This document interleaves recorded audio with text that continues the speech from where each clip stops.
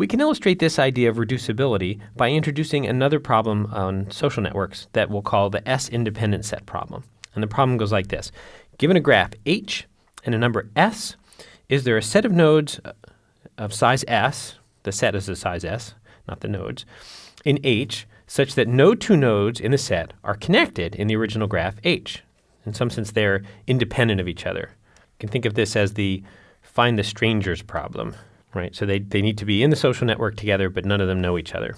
So for example, if we look in this graph H for an independent set of size 3, we notice that there's at least this triple, sort of this set of nodes where none of the pairs know each other.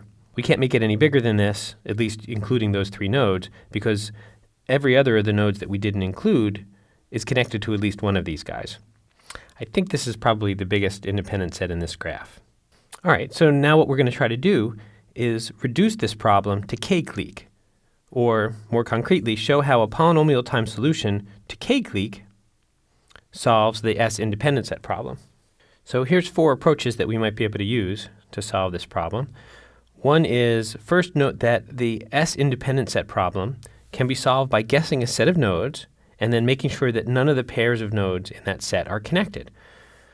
All you have to do is check S-squared edges, or big theta of S-squared edges, so this runs in polynomial time. Here's another possibility.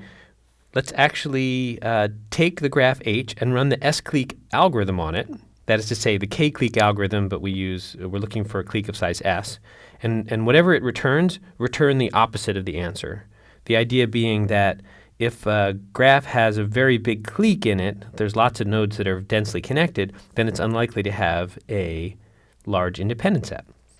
All right, here's another approach. Let's take the graph H and build a new graph G that is the complement of H. That is to say, every place there's an edge in H, there's no edge in G. Every place there's no edge in H, there is an edge in G. Then we run the S-clique algorithm, the k-clique algorithm, looking for a clique of size S on this new graph G, and whatever answer it gives, just return the opposite.